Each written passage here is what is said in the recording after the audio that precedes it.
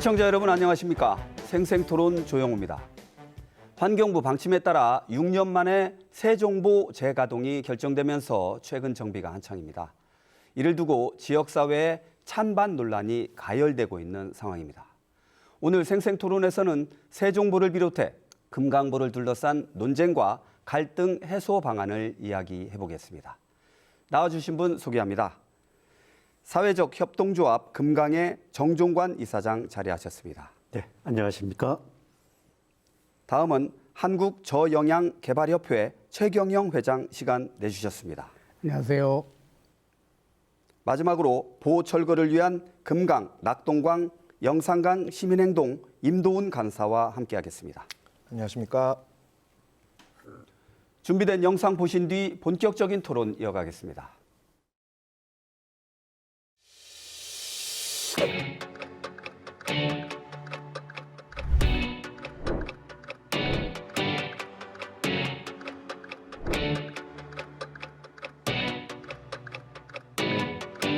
시민들의 생활이 더 나아질 거냐 하면 그렇지 않게 된다는 우려가 가장 큽니다.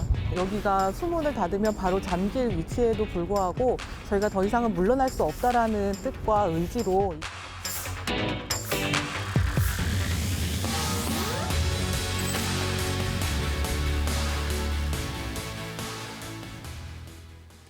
네, 지난해 환경부가 그 4대 강보의 정상화를 선언하면서 그 보호 해체 결정을 이제 처리했지 않습니까? 네. 그 이후에 이제 세종시에서 해당 자치단체인 세종시에서도 이제 환영을 한다 뭐 이제 이런 논평도 낸 걸로 제가 기억을 하는데 이후 새종보 복구 작업이 지금 계속 진행되고 있는 것 같아요. 이 같은 정부의 결정에 대해서 어떻게 평가하는지 한번 차례대로 한번 여쭙겠습니다. 네. 일단 간사님 한번 먼저 말씀 좀 해주시겠습니까? 네. 설명드리자면 사실 이 과정이 짧지 않고 굉장히 긴 시간 동안 이 보처리 방안이 마련된 건데요. 예. 2021년 1월 18일에 보처리 방안이 확정이 됩니다. 예. 2017년부터 새종보 공주보를 개방하고 만 4년 만에 내려진 결정이고요.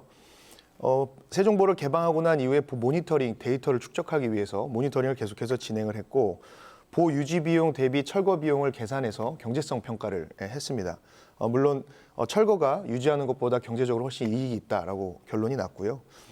반면 보처리 방안 취소 과정은 사실은 감사 결과의 어떤 타당성은 차치하더라도 너무나 순식간에 이루어졌다. 그래서 21년 1월 18일 이후에 2021년 4월부터 보처리 방안 이행을 위한 세부계획 수립 용역을 진행하는데 그 중간보고 11월에 있었던 중간보고 때는 24년 6월 착공 가능 시기까지 명시된 중간보고 내용이 있었습니다. 근데 그게 그 내용이 삭제된 채 결과 보고를 계속해서 미루다가 23년 4월 달에 공개하게 되거든요. 그러니까 사실은 22년 6월 용역 종료 기간을 사실은 넘어서 그 기간 동안 아무것도 하지 않고 한 1년여간의 어떤 그 행정의 어떤 공백이 있다라고 판단이 되는 것이고 그리고 감사 결과가 7월 25일 날, 23년 7월 25일 날 발표가 되는데 하루 만에 보처리 방안 취소를 국가물관리위원회에 요청을 합니다. 네.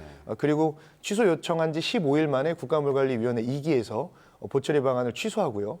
그리고 그 이후에 30일 이내에 국가물관리 기본계획이 10년 단위 물 관련 최상위 계획인데 그 국가물관리 기본계획을 30일 만에 변경안을 마련해서 변경합니다. 근데 변경된 내용이 뭐냐면 국가물관리 기본계획에서 자연성 회복이라는 문구를 전체 삭제하고 그 말을 지속가능성 제고라는 말로 바꿨어요. 네. 그리고 부록으로 있었던 우리강 자연성 회복 구상이라는 부록을 전체 삭제했습니다. 그러니까 그 과정에 대해서 사실은 환경단체가 공청회가 이게 졸속이다, 사실 좀 위법적이다라고 항의하는 과정도 있었는데요. 그 과정에서 활동가 5명이 연행되기도 하고 법적으로 지금 검찰 조사를 받고 있는 상황이기도 합니다. 그러니까 지금 만 4년에 걸쳐서 국민 의견 수렴이라든지 보개방 모니터링이라든지 이런 축적되고 과학적인 어떤 조사 과정을 거친 내용에 대해서 단 45일 만에 보처리 방안이 취소되고 국가물관리 기본계획이 변경됐다.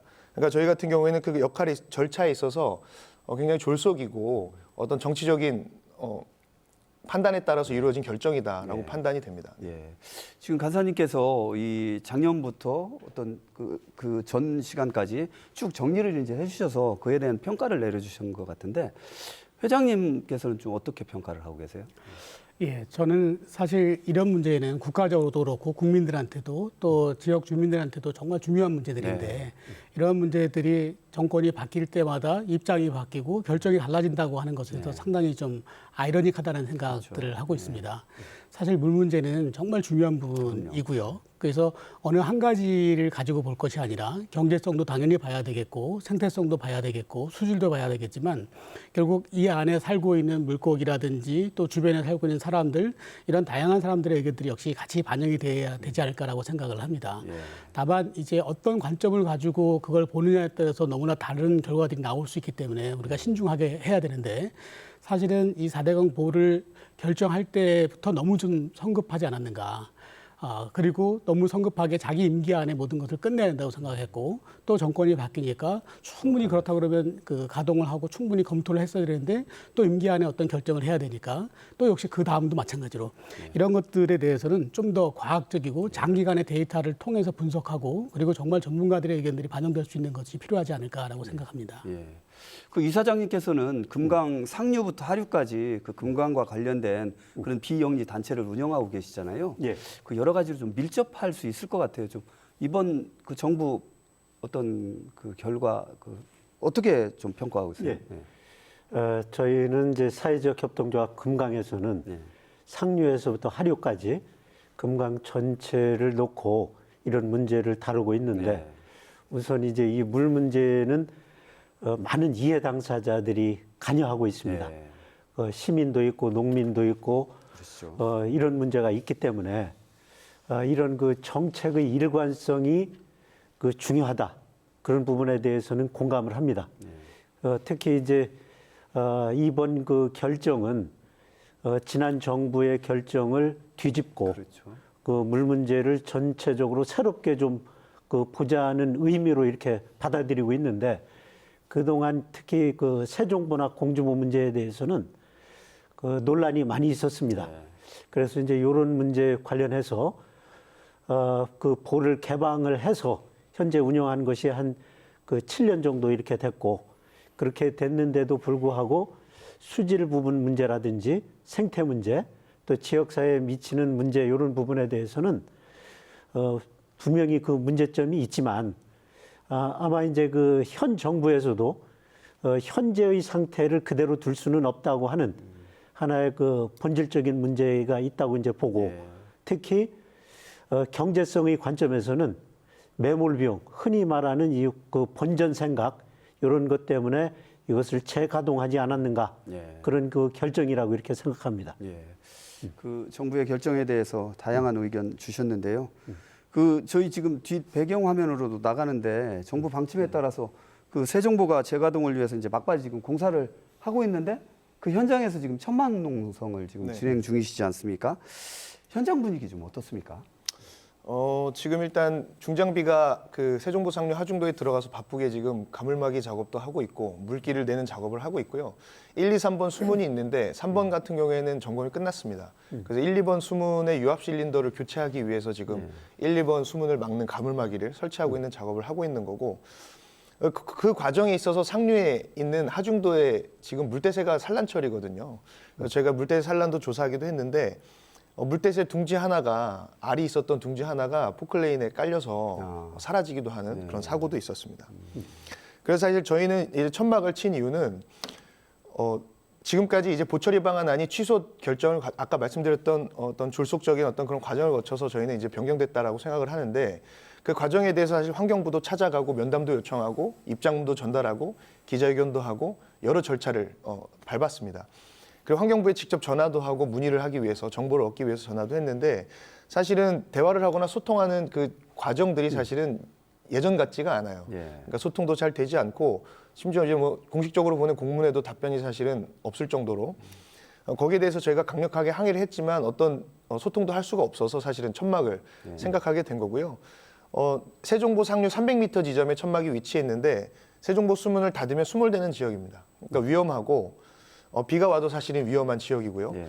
그런데 저희가 천막을 칠 수밖에 없었던 이유는 무슨 생떼를 쓰고자 하는 게 아니라 이곳에 실제적으로 살고 있는 생명들이 있고 회복상이 있다. 지금 만약에 수문을 어떤 조치 없이 그냥 가동을 하거나 운용을 하게 되면 어떤 지금이 있었던 회복상들이 다 훼손되게 된다. 그럼 또 수년간 반복했던 그런 녹조라든지 이런 문제들이 발생하게 될 거고, 그럼 그때 가서 또 개방하고 모니터링하고 절차를 밟으면 수년 동안 이 생태계는 다 망가지고 주민들에게 피해가 고스란히 흘러갈 거다라고 요구를 하고 있는 거고요. 환경부가 한번 찾아오긴 했습니다. 대화를 시도했다고 보이지는 않고 일단 위험하니 천막을 좀 빼달라라고 요구하기 위해서 찾아온 것 같은데 어떤 책임질 수 있을 만한 담당자가 찾아와서 어떤 대화하려는 의지를 보이지는 않고 있어서 이게 참 안타까운 부분이다 이런 생각이 듭니다. 예, 지금 뭐 천막 농성을 현장에서 이제 진행을 하고 계신데 이게 지금 공사가 지금 진행 중인 거잖아요. 그 정비가 이제 끝나면 6년 만에 이제 담수가 이제 이루어지는 상황인데 이 과정이 지금까지도 그랬지만 앞으로도 좀 순탄치는 않을 것 같아요. 좀 어떻게 전망이랄까요? 예상이랄까요? 이사장님 어떻게 보세요? 물론 이제 그 환경 단체에서 적극적으로 이 보철거를 위해서 예. 활동하는 부분은 이제 잘 알고 있고요. 네. 물론 이제 이 보를 그러면 이것을 담수를 시작을 하고 그 안에 이제 있는 모래톱이라든지 이런 걸 다 걷어낸다면 생태적 변화는 분명히 있을 겁니다. 네. 그러면서 이제 거기 그 흰목 물대새 알이 뭐 이렇게 떠내려 가거나 네. 그 없어지는 그런 문제도 있지만 또 이제 담수를 하게 되면 그거에 맞는 새로운 생태계가 형성이 된다고 이렇게 생각합니다. 네. 물론 이제 수변 공간이 그만큼 또 확보가 되겠죠. 수변 경관이. 그런 면에 있어서는 그 장단점이 분명히 있습니다. 예. 그래서 그 시민들의 관점에서는 그 좀 그 깨끗한 물, 좀 그 넉넉한 물 공간을 보고 싶다 하는 그런 욕망도 있지만 예. 한편에서 그러면 그런 그 새라든지 생태계의 변화에 대해서 어떻게 대처할 것인가, 특히 그 녹조가 발생했을 때 어떻게 이제 대처할 것인가, 이런 부분이 이제 가장 관건이 된다고 이렇게 보고, 그랬을 때 그러면 이 세종보의 규모는 한 그 담수 용량이 한 380만 톤 정도가 됩니다. 네. 그 정도라면 물을 채우는데 대략 하루 이틀 정도면 충분합니다. 그래서 이 물을 주기적으로 이렇게 잘 관리를 한다면 녹조 발생을 억지를 하면서 충분히 수변 공간도 확보하고 할 수 있지 않을까 이제 그런 생각을 하는데, 그러면 현재의 보는 이것은 그 유압식의 이런 그 철 구조물로 되어 있단 말입니다. 그래서 이제 이런 부분을 좀 고무보라든지 이런 것처럼 유지 관리가 훨씬 좀 용이한 이런 걸로 좀 이번 기회에 좀 개량을 하는 것이 좀 어떨까, 그런 생각도 해봤습니다. 예. 우리 최경영 회장님께서는 지금 저영양 개발협회 그야말로 환경에 진짜 영향을 좀 적게 하면서 모든 일을 좀 추진을 하자 이런 식의 이제 네. 일을 하시는 것 같아요. 네네. 어떻게 평가하세요? 저희가 봤을 때 사실 반대하시는 분들의 의견도 충분히 의미가 있고요. 또 추진하고 있는 분의 생각도 사실은 목적은 같지 않을까. 그러니까 다만 이제 서로 방법이나 그 절차들이 좀 다르다고 생각되는데, 적어도 시민을 안전하게 이런 상태에서 녹조가 발생하고 물고기가 떼죽음 당하고 악취가 발생하고 홍수 또는 가뭄에 의해서 피해를 입게 된다면 그건 어느 누구도 바라지 않을 거예요. 그리고 이왕이면 그 물들이 경제적으로 풍요하게 사용될 수 있기를 바랄 것이고, 더 나아가서는 자연과 함께 지속 가능한 발전이 이루어지기를 바라는 것에는 서로가 같은 의견이다. 다만 이제 우리가 너무 좀 근시안적으로 당장 발생하는 것들에 대해서 너무 초점을 맞추지 않는가. 어차피 지금 기후는 변화하고 있고 어쩌면 우리 세기 안에 정말 많은 변화들이 있을 거거든요. 그렇죠. 어쩌면 그렇지 않아도 어쩔 수 없이 이 생태계의 변화, 환경의 변화에 의해서 생태계가 달라질 수도 있는데, 너무 근시안적인 것들을 보지 말고 조금 더 우리가 장기적인 관점에서 과학적인 데이터를 가지고 서로 좀 얘기를 해야, 사실 아까 제가 말씀드렸지만 보는 설치 안 했으면 정말 좋았 거라고 생각하는데 이미 설치하는데 엄청나게 많은, 우리 세종보만 해도 1,200억 이상이 넘게 들었다고 해요. 근데 그렇게 들여놓은 거를 지금 빨리 서둘러서 없애야 된다라기보다는 조금 더 그 과학적인 고민들, 서로가 이해하려고 하는 시도들 이런 것들이 필요하지 않을까라고 생각합니다. 예, 잘 알겠습니다. 이 지금 새 정보 말씀을 계속 나누고 있는데요. 이 새 정보 얘기를 잠깐 해볼게요. 이 새 정보의 특징과 경제성에 대해서 좀 말씀을 여쭙겠는데, 이 세종시는 또 해당 자치단체니까 비단강 금빛 프로젝트를 먼저 하고 금강 그쪽을 이제 친수공간으로 조성하겠다, 이제 이런 환영의 입장이에요.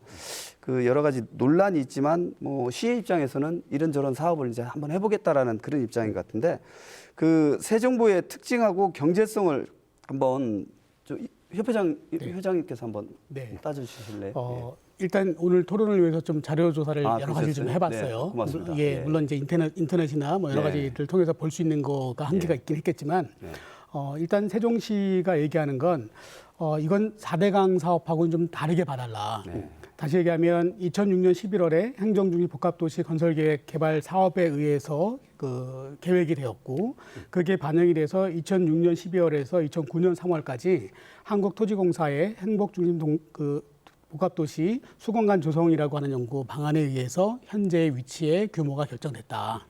그리고 이거는 그 행정복합도시 또 세종시가 정말 필요로 했기 때문에 계획된 것이지 4대강 사업 때문에 된 것은 아니다라고 얘기하는 부분이 일단 있더라고요.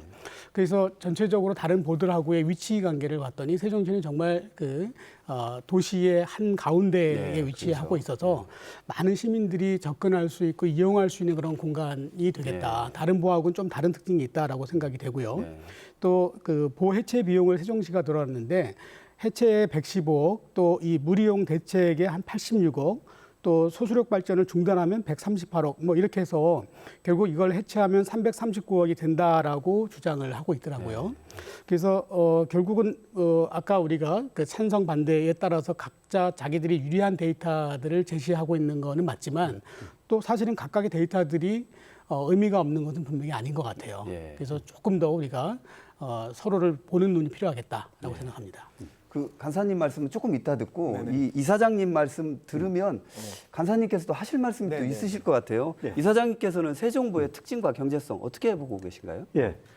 그래서 이제 지금 우리 최경영 협회장님도 이제 말씀을 하셨지만, 처음에 이 새정보 계획을 세울 때 과연 이 새정보를 건설하는 것이 경제적 타당성이 있는가?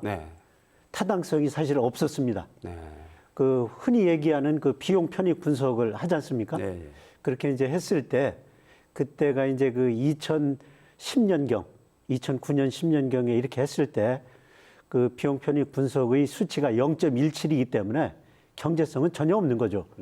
그럼에도 불구하고 이 사업을 하는 것은 여러 가지 정책적인 목표가 있었을 겁니다. 그러면 이게 경제성이 없다고 그래서 이 새 정보를 그럼 해체하는 것이 타당하냐? 그거하고는 또 다른 문제입니다. 왜냐하면 이 새 정보는 이제 우리 그 최 회장님 말씀대로 이 행정 중심 복합도시 계획의 일환이기도 하지만 또 4대강 사업에도 포함이 된 거죠. 그런 차원에서 이런 문제는 경제적 타당성의 문제를 뒷받침하기 위해서는 결국은 유지 관리도 이제 굉장히 중요하죠. 흔히 얘기하는 이제 녹조가 발생하는가, 또 그 흔히 뭐 얘기했을 때 그 질소나 인 농도가 높아지지 않는가. 그래서 수질의 이제 그 큰 비익기별로라든지 여러 가지 이제 뭐 그 깔따구라든지 또 그 실지렁이 이런 것이 발생해서 미관상 좋지 않은 점이 있을 수 있습니다. 그렇지만 요 보를 효율적으로 잘 관리를 하고 그 운영을 한다면 충분히 경제적 타당성과 정책적 타당성은 가져올 수 있다고 이렇게 생각합니다. 알겠습니다. 그 두 분께서는 이 특징과 경제적 타당성이 좀 있다. 근데 이제 우리 저 환경을 생각하시는 분들의 입장에서는 좀 다른 얘기가 있을 것 같아요. 어떻게 보세요? 먼저 지금 세종시에서 지금 소수력 발전소를 점검해서 그 새정보를 세워서 소수력 발전을 재가동한다라는 걸 이제 계속해서 앞면에 내세워서 홍보를 하고 있어요. 그럼 이제 7,700명이 사용할 수 있는 전력을 생산할 수 있다. 그런데 세종시의 에너지 자립률이 102%거든요. 그러니까 102% 자체적으로 이미 에너지 생산을 충분히 하고 있다. 그럼 새 정보를 다시 세워서 생기는 불이익과 이익을 생각했을 때 전혀 소수력 발전은 가동 이유가 없다라고 판단할 수가 있겠고요. 그리고 지금 이미 세종 시민들을 저는 굉장히 많이 만나고 있습니다. 천막에 많은 분들이 찾아오시고 그 말씀을 들어보면 대부분의 많은 주변의 세종 시민들이 세종보가 어디 있는지도 모른다고 말씀을 하세요. 세종보가 어디 있는지도 모르고 재가동한다. 어떤 분들은 철거됐는지 알고 계신 분들도 있으세요. 그런 상황이고 세종보는 4대강의 16개 보 중에 가장 규모가 작은 보입니다. 가장 예산이 적게 들었고요. 그리고 가장 먼저 준공됐습니다. 그리고 가장 오랫동안 개방했고 가장 문제가 많이 발생한 보입니다. 2012년 준공이 되자마자 사실은 문제가 발생해서 한 해도 제대로 온전히 가동된 적이 없어요. 그러니까 매년 점검과 수리를 반복했던 보고 2016년에는 기름 유출 사고가 벌어지면서 수리하기 위해서 들어갔던 잠수부가 사망하는 사고도 있었습니다. 그리고 세종보를 담수해 놨을 때 그 옆에가 바로 실제로 이게 말씀을 드려도 되는지 모르겠는데 아파트 단지가 있거든요. 거기서는 낙차 소음, 그리고 녹조, 악취, 날벌레 창궐 이런 것들로 매번 민원이 있었어요. 그런 것들은 행정에 접수돼 있는 민원 기록들을 살펴보시면 금방 확인하실 수가 있습니다. 그러니까 예를 들어서 편익 비용을 계산할 때 우리는 그냥 단순하게 보를 철거할 때 들어가는 비용, 유지관리 비용, 점검 비용 뭐 이렇게 생각해서 편익을 분석할 수 있어요. 그러나 실제적으로 주민들이 겪는 문제들, 거기서 조깅하시는 분, 자전거 타시는 분, 산책을 하시는 분, 그분들이 겪는 어떤 불편이나 문제점들은 전혀 다른 차원에서 발생하고 있다. 사실은 지금 그리고 강조해 드렸다시피 16개 보 중에 2개 보를 개방한 거거든요. 그러니까 지금 뭐 오랜 시간 데이터 축적, 과학적 분석, 뭐 신중한 검토 이런 것들을 말씀하시는데 16개 보 중에 2개 보를 4년 동안 개방을 한 거예요. 그래서 보처리 방안이 결정된 겁니다. 이게 신중하지 않다라고 하면 낙동강 같은 경우에는 8개 보를 가지고 있는데 매년 녹조가 창궐하고 있습니다. 근데 낙동강 같은 경우는 보 개방도 못하고 있어요. 금강 영산강의 보처리 방안이 순조롭게 이행이 됐으면 낙동강 보처리 방안을 마련하는 게 그 수순이었습니다. 그러니까 지금 만 6년간 개방해서 자연성 회복상을 보여주고 있는 이 세종보의 상황은 자산인 거예요. 그냥 단순하게 물 이용을 위해서 한번 닫아보고 또 시간을 두고 데이터를 축적하고 연구해보자. 이거는 사실은 지금까지 나왔던 어떤 논의들이라든지 과정을 사실은 묵살하거나 무위로 돌리는 그런 것들이 될 수 있다. 그런 생각이 듭니다. 지금 간사님께서 계속 좀 한번 여쭤볼게요. 이 세종보 개방 후에 수질과 생태계가 이제 개선이 됐다. 뭐 회복을 이 어느 정도 뭐 인정이 네네네. 된다. 그래서 지금 재가동을 하는 거 아니에요? 네네. 그러면은 이제 이 어떤 뭐 재가동에 반하는 이제 입장이셔서 네네. 그 자율성이 훼손될 거라는 네네. 지금 우려가 있으신 거잖아요. 네네. 이에 대해서 좀 더 강조 좀 해주실 수 있을까요? 환경부에서 보호 개방 수환경 모니터링을 매년 진행하고 있습니다. 그리고 연말이 되면 매년 그 결과를 발표하고 있어요. 그러니까 그것이 이미 한 수년간, 10여 년간 그 데이터가 쌓여 있습니다. 보를 개방하고 담수했을 때 어떤 수질이 어떻게 됐는지, 수생태 환경이 어떻게 됐는지, 그리고 또 충남도에서도 별도로 금강의 경우에는 충남도에서도 별도로 수환경 모니터링을 진행하고 있습니다. 저는 이제 그 조사위원으로 저희가 참여하고 있기도 한데 이제 눈으로 확인하고 볼 수 있는 점들이 분명히 있지만 퇴적 물질 분석이라든지 수질 분석이라든지 수질 지표 분석이라든지 지형 변화라든지 식생 변화라든지 어종 변화라든지 그런 것들을 다 진행을 하고 데이터로 지금 다 확보가 되어 있습니다. 그러니까 제가 이해가 안 되는 부분은 무엇이었냐면 감사원 결과가 발표해서 감사원에서 조치 사항이 내려진 거는 뭐였냐면 보처리 방안이 결정하는 과정에 있어서 데이터가 좀 불충분한 것 같다. 그러니까 데이터를 마련해서 보완해라라는 것이 감사원의 주문 사항이었어요. 근데 환경부 같은 경우에는 매년 그 데이터를 결과로 모아서 발표했던 거지 않습니까? 그럼 감사원 결과가 나와서 20일 이내에는 거기에 대해서 사실은 이의 신청을 할 수 있고 해명을 할 수가 있거든요. 그런데 말씀드렸다시피 하루 만에 취소 요청을 한 거예요. 그러니까 환경부가 만약에 본연의 자신들이 가지고 있는 데이터만 가지고 사실 이야기를 하거나 증명을 했어도 수질 개선 사항이라든지 수생태 개선 사항이 충분히 증명할 수 있다. 라는 것이 저희 입장입니다. 예, 알겠습니다.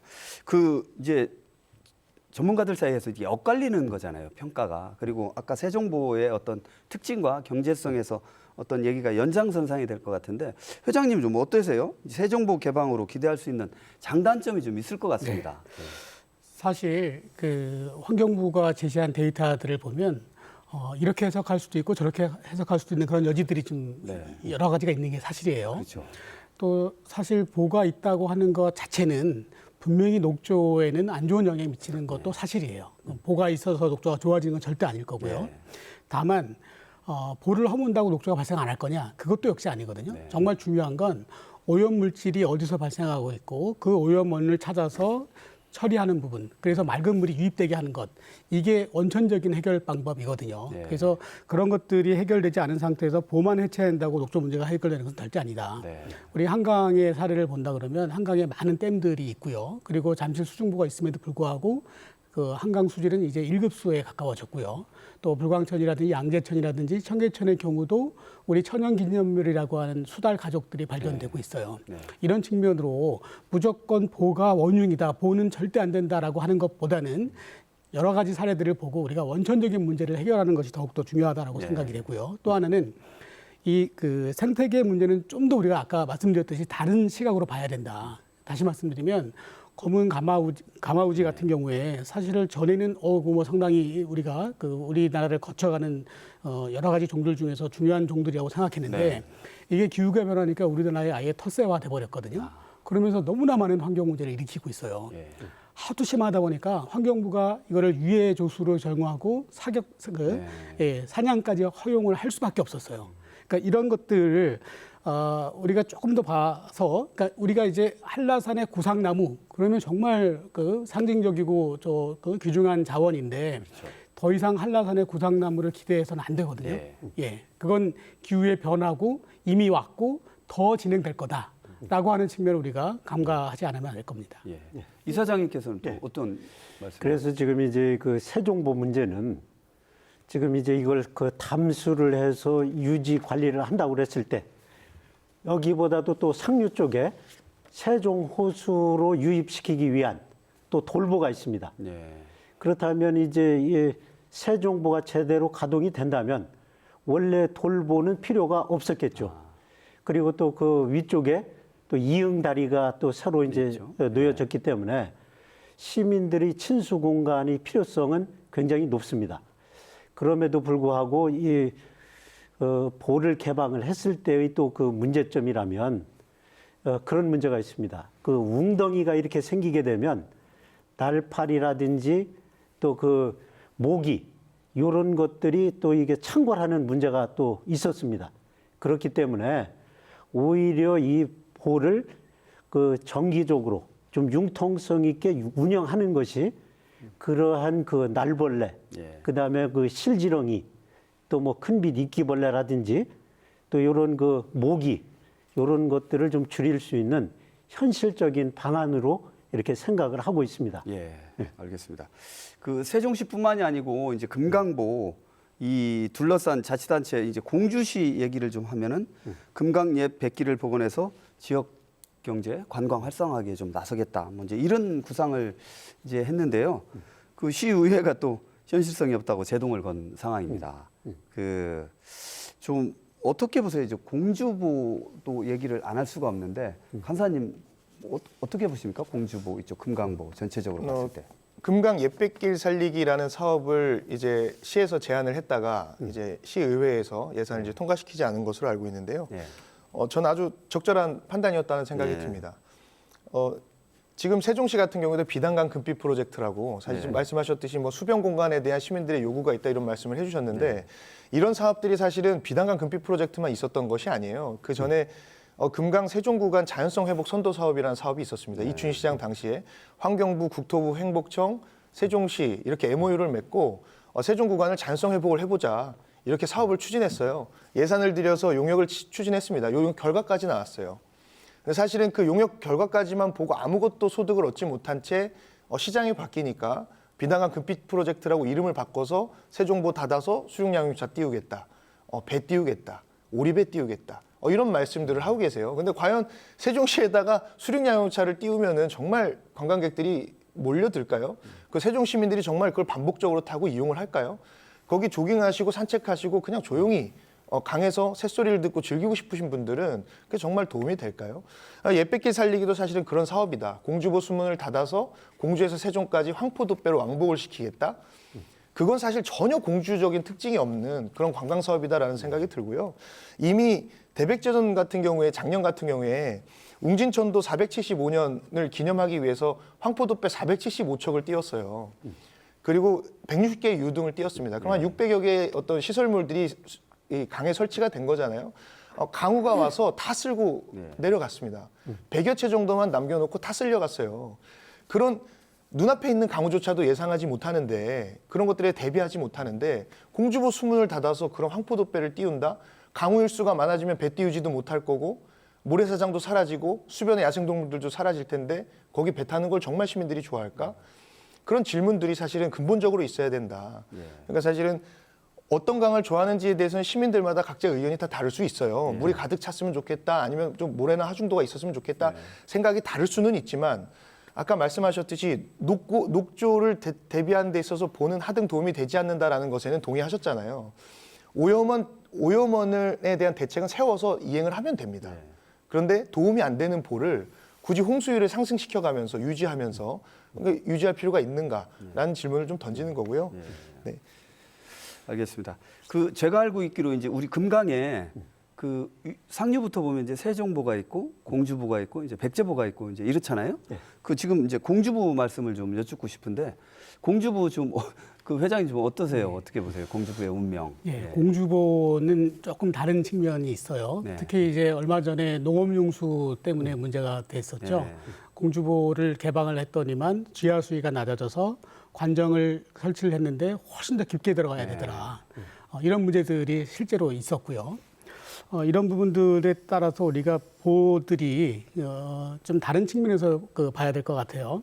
아까 우리 그 말씀을 앞에서 해주신 것처럼 이 강물에서 냄새가 나고 녹조가 발생하고 그런데 누가 배를 타고 싶어 하겠어요, 그죠? 그렇죠. 당연히 수질 개선 작업이 선행돼야 되는 거고 그렇게 해서 정말 맑은 물이 흐를 수 있고 그런 상황에서 우리가 여기에 여러 관광 자원들을 이용하기 위해서 많은 사람들이 올 수 있는 그런 상황이 된다면 그건 분명히 경제성에도 도움이 될 거라고 생각을 합니다. 예.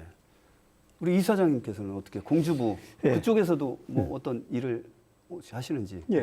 지금 이제 어쨌든 이 공주보 문제는 다른 보하고는 조금 좀 성격이 다른 부분이 있지 않습니까? 보통 이제 특히 백제 문화제 때 10월 달쯤에 이제 여기 담수를 하게 되는데 최대 수심이 한 7m 정도 이 정도 돼서 수위 변화가 좀 심한 편이죠. 그래서 한시적으로 그렇게 의미가 있는 백제 문화제라든지 그럴 때는 한시적 담수가 필요하다고 이렇게 생각을 합니다. 그런데 이제 이것을 상시적으로 해서 황포 돛배를 띄우고 또 그렇게 한다는 것은 수질에 있어서는 굉장히 부정적인 영향이 큽니다.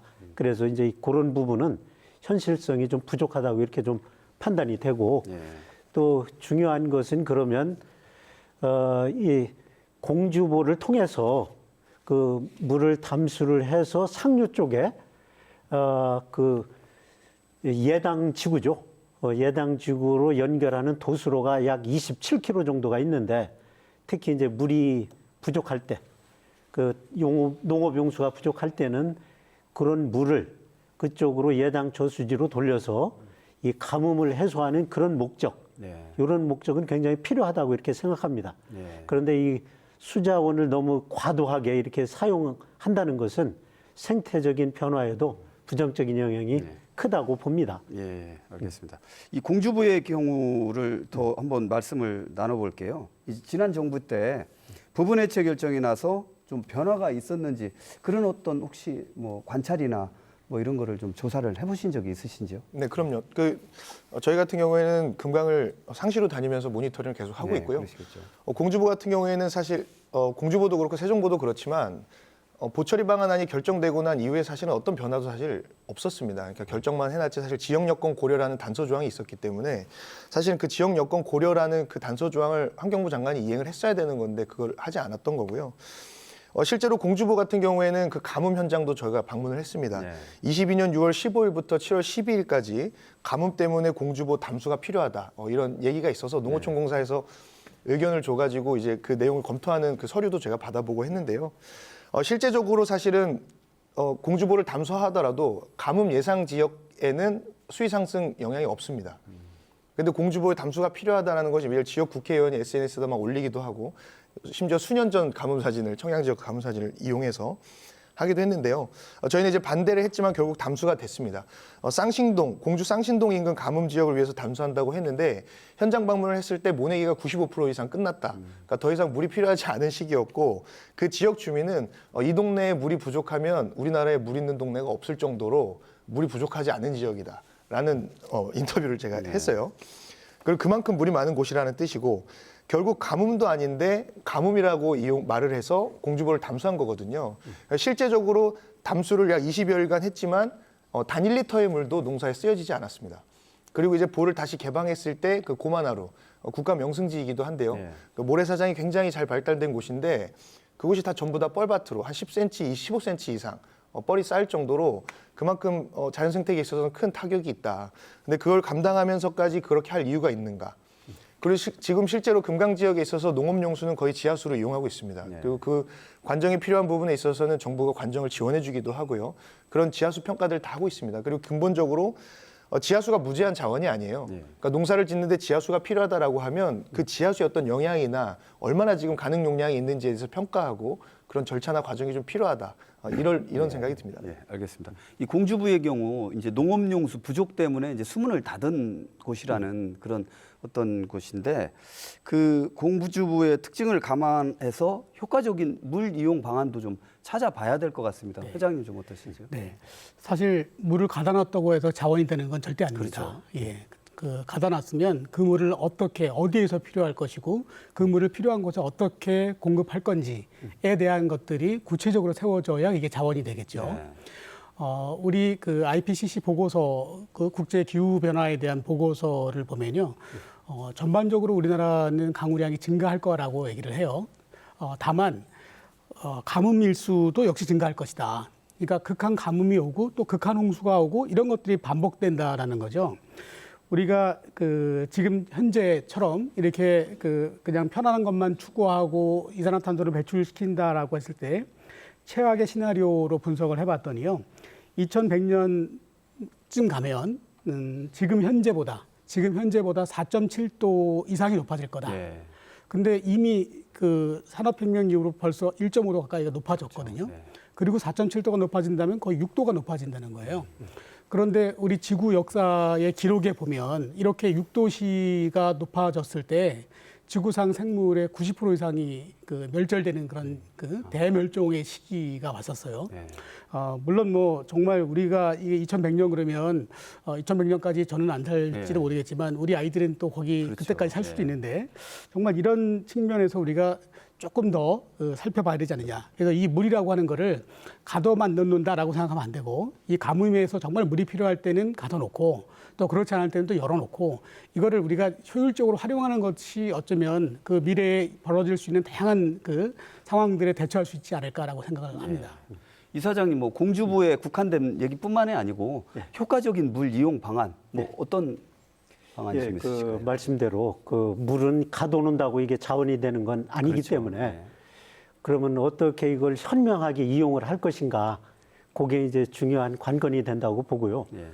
특히 이제 이 공주보나 그 하류의 백제보는 이게 다 연관이 또 되어 있습니다. 그렇겠죠. 거리가 또 그 먼 거리가 아니고 네. 한 뭐 30km 정도밖에 떨어져 있지 않기 때문에 그래서 이 공주보는 특히 예당 저수지와 연계해서 이 가뭄에 대한 대책으로 충분히 그 활용성이 있다고 이렇게 좀 보는데 이것을 해체하거나 이렇게 하게 되면 그런 그 가뭄에 대한 대처를 할 수 있는 수단이 없어지게 됩니다. 그런 부분이 있고 또 그 백제보 아래쪽에는 또 그 보령댐하고 연계하는 또 도수로 추수장이 있습니다. 있죠. 그래서 이게 다 서로 연관이 되기 때문에 특히 우리 충남 서해안권 이쪽은 그 경제 개발도 많이 필요하고 용수 수요가 굉장히 많습니다. 그럼에도 불구하고 보령댐만 가지고서는 용수 공급하는데 문제가 있습니다. 네. 그래서 그 금강과 보령댐 또 그 예당 저수지 이런 부분을 서로 연계해서 극한 그 이런 그 기후 변화 대책 특히 그 가뭄에 대한 대책도 예. 준비하는 건 필요하다고 이렇게 생각합니다. 예, 알겠습니다. 이 말씀을 좀 나눠 보니까 이제 경제성이냐, 어떤 환경 파괴냐, 이 갈등이 있을 수밖에 없는 구조예요. 그러려면 이제 이 갈등을 최소화하고 어떤 합리적인 방안을 이제 도출을 해야 되는 게 이제 우리들의 몫인 것 같은데, 그 뭐 방안이 하다 보면은 그 소통 얘기 나오고 민간적 협의체 이제 해서 어떤 얘기를 자유롭게 나누고 좀 허심탄회하게 해서 좀 최적의 방안을 찾아보자 이제 이런 얘기가 나오잖아요. 어떠세요? 좀 보시기에 좀 답답한 면이 있으셨을 것 같아요. 좀 그 네. 환경운동 하시는 분의 입장에서 좀 어떤 방안이 좀 필요할까요? 그게 이제 가장 사실은 기대가 안 되는 부분인데요. 네. 지금 사실은 문재인 정부 시절에는 4대강 조사평가단이 있었고 4대강 조사평가단이 운영하는 보마다 운영 협의체가 있었습니다. 그래서 지역 주민, 전문가, 행정 참여하는 그런 보호 운영 협의체가 있었고 각 보호 운영 협의체 이외에도 금강보 전체의 운영 협의체가 있었습니다. 그래서 보를 개방할 거냐, 담수할 거냐, 백제문화재 때 보를 어떻게 운용할 거냐 이런 부분들을 거기서 논의하게 되어 있었어요. 예. 그리고 그 논의 과정을 거쳐서 사실은 결정을 했었던 거고 물론 그렇게 해서 결정된 것도 사실 잘 이행이 되진 않았지만 어쨌든 그런 협의체들이 있었습니다. 그리고 지금도 금강포 운영 협의체가 있어요. 예. 있는데 22년 9월 달에 첫 회의를 하고서 지금까지 한 번도 모인 적이 없습니다. 그렇게 그 상태에서 대백제전을 진행하고 공주 백제문화제를 진행하고 이렇게 한 거예요. 그러면서 지금 정부 환경부에서 하는 이야기는 댐보 하구뚝 연계 운영 협의체에서 보호 운영 관련해서 논의를 하고 있다. 그렇다면 사실은 그 논의 구조를 좀 바꾸든지 아니면 보호 운영 협의체를 없애고 다른 걸 어떤 걸 구성을 하든지 아니면 좀 더 효과적인 어떤 논의를 위해서 뭔가 대책을 마련하든지 해야 될 텐데 지금 사실상 절망적인 것이 저희가 작년 11월에 환경부가 제가동 점검을 위해서 공사를 시작한다라고 했을 때 입장문 전달을 위해서 세종보로 찾아갔습니다. 환경부 장관을 만날 수가 없어서 입장문을 전달할 수가 없어서 한한진 장관이 그 현장에 찾아온다고 해서 저희가 찾아가서 입장문 전달하겠습니다. 입장문만 전달하고 가겠습니다 이렇게 얘기했는데 그때 당시에 그 입장문도 전달하지 못했을 뿐더러 고발을 당했어요. 그래서 지금 그것도 검찰 조사 진행 중이고 그러니까 이렇게 불통할 수가 있나 이런 생각이 들 정도로 지금 소통이 안 되고 있는 상황이고요. 그래서 지금 어떤 기대를 가지고 뭐 협의체를 구성하거나라고 한다는 것이 사실 먼저 지금 천막으로 찾아와서 얘기할 수 있는 것이 무엇인지를 먼저 우리들과 허심탄회하게 이야기를 할 필요가 있다. 그런 생각이 듭니다. 잘 알겠습니다. 그 회장님 좀 어떠세요? 의견 수렴, 그 강을 둘러싼 보를 둘러싼 지역민들이 가장 중요하지 않습니까? 거기를 끼고 이제 사시는 분들이니까 이런 어떤 지역민들의 의견 수렴 어떤 식으로 좀 하는 게 좀 좋을까요? 지역민들 의견 수렴이 반드시 필요하죠. 네. 가장 영향을 많이 받을 분들이니까. 네. 다만 이제 그런 부분들이 자꾸 주변에서 이렇게 얘기를 막 하면 그쪽으로 또 따라가고 뭐 이렇게 왔다 갔다 해서는 안 되거든요. 네. 사실 전문가위원회가 정말 중요하다고 생각되는데 이 전문가가 한쪽에 편향된 생각을 갖고 있는 전문가라면 안 되겠죠. 네. 그래서 좋은 사례가 하나 우리가 있는데요. 동홍천 양양간 고속도로를 구성할 때 생태조사단이라고 하는 전문가위원회를 만들었고요. 네. 그리고 환경단체에서 추천하는 전문가, 그리고 환경부에서 추천하는 전문가, 또 도로공사에서 추천하는 전문가, 이런 전문가들한테 임기를 보장을 해줬어요. 중간에 어떠한 얘기를 해도 그 사람 그 정부의 마음에 안 든다고 해서 잘라내거나 그렇지 않게. 네. 그리고 그 위원회한테 공사 중지 명령권까지 줬어요. 그래서 정말 문제가 있다면 공사 중지하겠다. 서로가 다 협의를 했고 그 대신에 정말 과학적이지 않은 주장 때문에 공사가 지연되고 그런 것도 역시 사회적인 비용이지 않습니까? 네. 그래서 그런 것들을 막기 위해서 우리가 좀 더 이런 전문가들을 추천을 받되 이념적인 어떤 편향성을 갖지 않은 그런 전문가들 그리고 양측이 같이 추천할 수 있는 전문가들이 정말 충분하게 같이 고민할 수 있는 그리고 그런 부분에 역시 지역 주민들의 그 생각들이 같이 반영될 수 있게끔 그런 것들이 좀 필요하다고 생각합니다. 알겠습니다. 이 사장님 지역민의 의견 수렴 예. 어떻게 보세요? 좀 짧게 좀 부탁드리겠습니다. 마찬가지로 예. 이 강유역은 지역 주민들이 제일 잘 압니다. 그렇죠. 그래서 이 지역에 살고 있는 시민, 농민 이분들이 이제 그 중심이 돼서 그분들의 목소리를 경청하는 것이 좀 필요하다고 이렇게 보고 또 전문가들도 편향 없이 물론 자기가 갖고 있는 그 전문적인 지식을 바탕으로 해서 평가할 수밖에 없는데 그러한 그 지역 여건을 충분히 고려해 주는 것이 좀 필요하다. 그러면서 이 의사 수렴 구조는 이게 좀 일관성이 있는 것이 좀 필요합니다. 그래서 이게 그 정권이 바뀜에 따라서 이게 뭐 달라지거나 그런 것이 좀 없었으면 좋겠습니다. 예. 알겠습니다. 그 토론 거의 뭐 마무리할 시간인데요. 이저 회장님 아까 2100년이면 뭐 6도 정도까지 더 올라간다. 이제 이런 기후 변화 좀 심각성을 말씀해 주신 것 같아요. 이런 기후 변화에 대응하기 위해서라도 적극적인 물 정책 수립이 이제 필요하지 않습니까? 그 어떻게 좀 평가하세요? 지속 가능한 물 정책 재원이랄까요? 회장님 한번 말씀 좀 해주시죠. 우리가 상상할 수 없는 정도의 기후변화, 기후위기가 전 세계에서 벌어지고 있거든요. 네. 그래서 우리가 고려할 때 우리가 경험하지 못한 것을 우리 경험치 안에서 하기는 상당히 어려워요. 네. 그래서 이미 자연은 그 많은 세월 동안 견뎌왔고 그래서 자연의 그 해법이 있지 않을까. 네. 그래서 우리가 이런 점들을 고려할 때 요즘 그 네이처 베이스드 솔루션이라고 하는 MBS라고 하는 측면에 접근을 많이 해요. 네. 그래서 가능한 한 자연의 해결책을 찾는 것. 그런데 그것만으로는 안 되죠. 왜냐하면 그렇게 된다면 우리 사람도 자연의 일부라고 생각을 해야 되는데 그러면 일부 우리도 피해를 받을 수 있는데 피해를 용납할 수 있는 사람들이 없겠죠. 그래서 어떤가 그 다른 보완들이 필요하다면 그때는 환경에 영향을 덜 미칠 수 있는 저영향 개발 기법이 적용이 돼야 될 거고요. 그럼에도 불구하고 수용할 수 없는 재난이 발생할 수도 분명히 있습니다. 이런 경우에는 이제 치과적인 의료 수술 메스를 대야 될 수도 있겠죠. 그런 예를 들면 서울시가 정말 침수의 문제가 너무너무 심각해서 어쩔 수 없이 대심도를 해야 된다. 적어도 우리가 그런 것들에 대해서 서로 이해하려고 하는 정도는 필요하지 않을까. 왜 그게 모두가 다 우리 사람을 위하고 국민을 위한 일이니까요. 알겠습니다. 감사합니다. 이사장님, 그 지속 가능한 물 정책 관련 제언 30초 정도로 짧게 시간 관계상 부탁드립니다. 이 정책의 일관성이 지금 없는 문제가 가장 큰 문제고요. 또 의사 결정을 할 때도 너무 우리가 쉽게 결정을 합니다. 예를 들어서 그 전에도 이 보를 건설을 할 것인가 말 것인가를 3개월 만에 결정을 했습니다. 그러면 한다고 했을 때 그럼 환경 영향을 줄이기 위해서 조사한 게 4개월입니다. 이렇게 너무 짧은 기간 동안에 이 정책 결정하는 것이 문제고 또 한편에서는 자연형 하천을 우리가 추진을 하지만 이 도심권에서는 현실적으로 자연형 하천이라는 것이 사실 어렵습니다.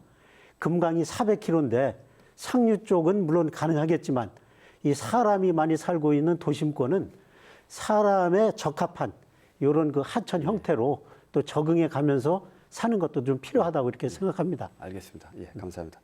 간사님, 그 지속 가능한 물 관리 정책 어떻게 보세요? 시간이 없으니까 빨리 말씀드리겠습니다. 지금 기후위기, 기후재난을 얘기하면서 사실 지속가능이라는 말이 사실은 좀 안 붙어 맞는 말인 것 같아요. 그래서 지금 사실은 자연의 이런 변화라든지 이런 거를 멈추게 할 때지 성장이라든지 개발을 얘기할 때가 아니다라는 생각이 들고요. 지금 낙동강 같은 경우에는 매년 녹조가 창궐하고 있어요. 그래서 지금 낙동강 그 간 독성이 있는 그 마이크로시스틴이라는 물질이 에어로졸로 확산이 돼서 인근에 있는 아파트 거실에서도 발견되기도 합니다. 그리고 그 물로 재배된 농작물에서도 발견되기도 하고요. 그런데 무슨 지금 어떤 데이터는 다 나와 있어요. 문제점이라든지 데이터는 다 나와 있고 이미 우리들은 논의를 충분히 거쳤습니다. 그럼 거기에 대해서 사실은 국가가 또 행정에서 그런 것들을 진정한 국민들을 위한 정책들을 마련해주고 이런 문제들이 지적됐을 때 사실은 빠르게 대처해서 정책을 마련할 필요가 있다라고 좀 요구드리고 싶습니다. 알겠습니다. 감사합니다. 토론을 마무리할 시간입니다. 보호 처리를 둘러싼 논쟁은 해묵은 과제죠. 다만 정권에 따라 보호의 운명이 달라진다는 우려가 나오는 만큼 보다 신중한 접근과 소통이 필요할 것 같습니다. 준비한 세 분 수고하셨고요. 시청해 주신 여러분 감사합니다.